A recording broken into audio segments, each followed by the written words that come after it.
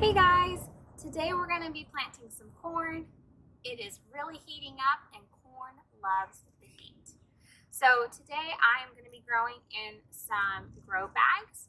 These are from Bootstrap Farmer. These are the 10-gallon size grow bags. I do have a discount code with them. I'll put it on the screen below. It's an affiliate link, so that just lets them know that I sent them your way. So since I'm growing in grow bags, I'm going to be planting kernels per container, and that's just going to be enough space for the corn that we're going to grow in here. So the variety of corn that I'm going to be growing is a sweet corn. It's called Sugar Baby. It's a 65 days to harvest, which is a pretty quick harvest date for sweet corn. Typically you're seeing stuff that's in the 80, 90 days to harvest for sweet corn. So I'm really excited. I've never grown this variety before. You can see I do have some corn already started. These I started about 3 weeks ago. I wanted to be able to show you the different stages of corn as we progress through the growing season.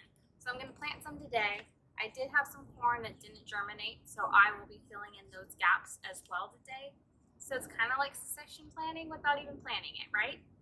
Okay, so I have my soil in my 10-gallon grow bag, and then corn is a heavy feeder. So I'm going to be using this Microlife. It's an 846.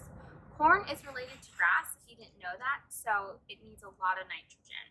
So this corn that I started about 3 weeks ago, it's not as green as I would like, so I did side dress this today with this. I'm going to be adding some of that to my container. That I'm planting today. So I'm just gonna really just add that in there, and then I'm gonna just lightly just toss that around. And then the ones that I've already side dressed, I'm just gonna make sure that that gets into the root systems for that corn. I really like this fertilizer. It is organic, which is nice because it's kind of hard to mess up. So if you add a lot of fertilizer, it is slow release since it's organic. So your plants are only going to take what they need when they need it. So it's not like a synthetic fertilizer, which if you over apply it or if you apply it at the wrong time of the day, you can burn your plants. Organic fertilizers don't do this, and this is one of my favorites from Microlife. So now that we covered the basics, we have our containers, we have our soil in them, we have our fertilizer already ready to go. I'm just going to open up my seed packet.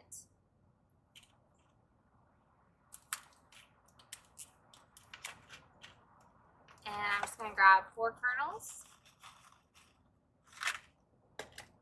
And then almost in a diamond pattern, I'm going to plant these. I'm not planting them super deep. Basically about an inch, kind of the size of the kernel itself.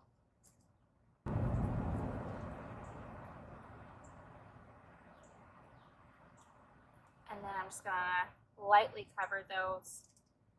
And then, like I said, the bags that I've already planted that I'm missing some germination, I'm gonna go in and try again round 2.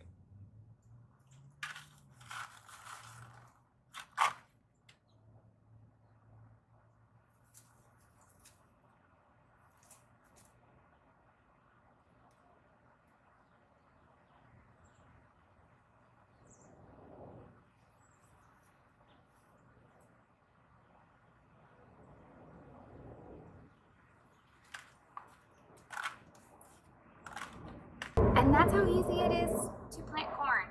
So there's a couple things I want to hit on that make corn unique. So corn is pollinated by wind. So once my corn gets more established, you'll see it will have tassels at the top, and that's where the pollen comes out. And then your corn will come out and it will produce silks. And so the way that corn is pollinated is by the wind blowing the pollen off the tassels and landing on the silks. And actually each silk, it leads to a kernel of corn. So if you've ever seen corn that just wasn't full and was like missing some pieces, that just means it wasn't pollinated great.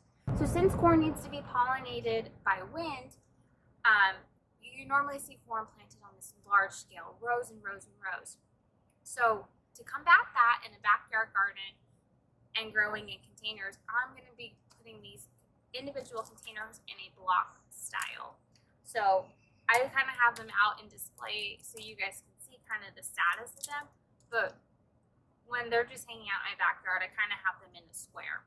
And so that way, when it's time for them to be pollinated, I'll be able to get more of that.